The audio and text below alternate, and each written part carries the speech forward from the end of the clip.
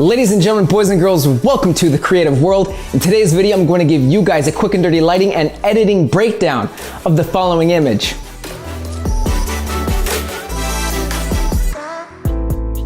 To do this, I used a Sony Alpha 6500, a Sony 16-50mm kit lens, and 3 Yongnuo YN560 Mark IV Speedlites. My camera settings were ISO 320, f3.5, and 1/80 shutter speed. The first light was at 1/8 power, 24mm with a lime gel reflecting off the ceiling to create a large light source. The second light was at 1/32 power, 105mm with an aqua gel and a Magmod grid aimed at the back of the subject's head.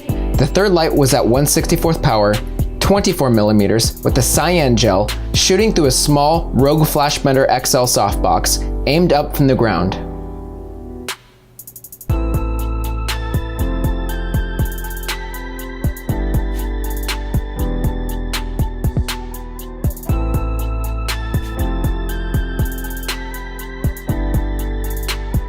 Here is each light individually.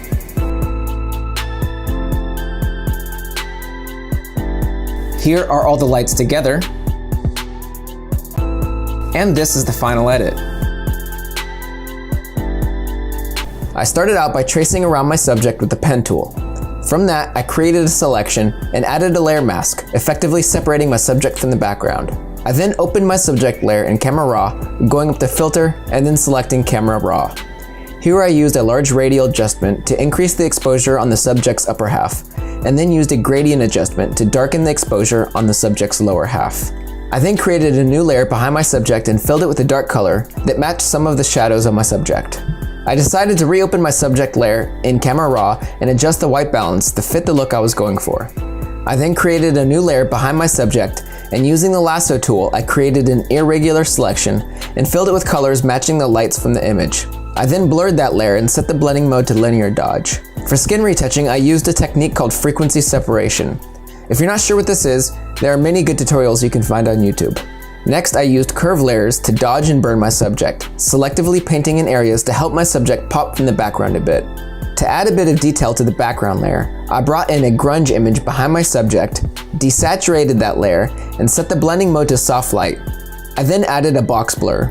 I played around with the levels until I was satisfied with how it looked. I decided that I wanted the shadows of my subject layer to be a bit darker, so I added a levels adjustment above my subject layer, right-clicked that layer and chose Create Clipping Mask so it only affected the layer below it. I then adjusted the sliders until I was happy. I then painted away areas that I didn't want the effect to be, using a large soft brush and painting black on the layer mask.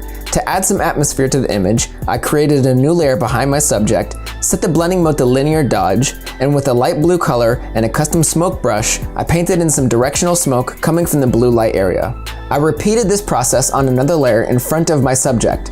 With the blending mode set to screen, I painted in smoke from the bottom of the image.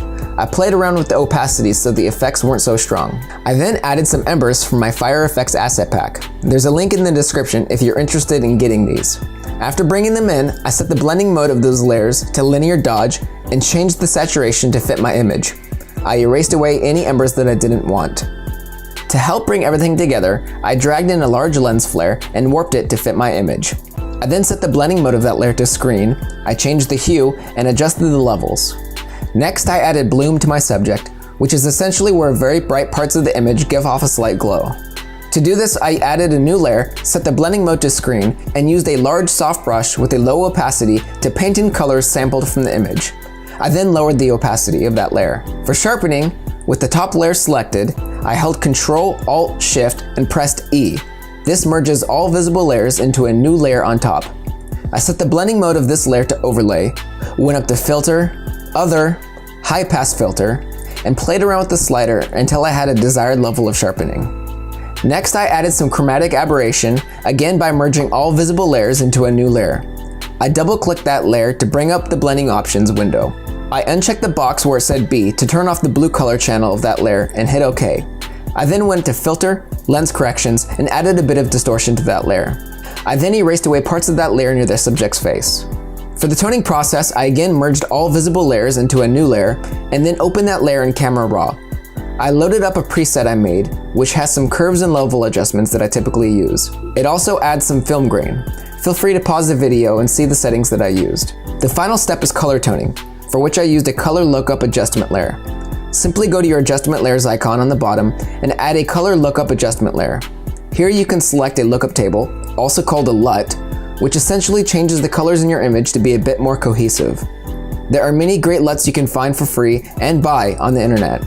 I set the blending mode of that adjustment layer to color so it wouldn't affect the levels of my image.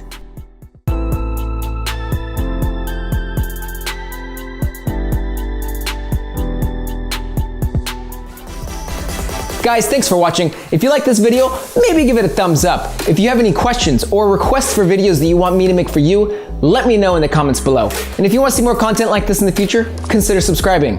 And until next time, stay creative.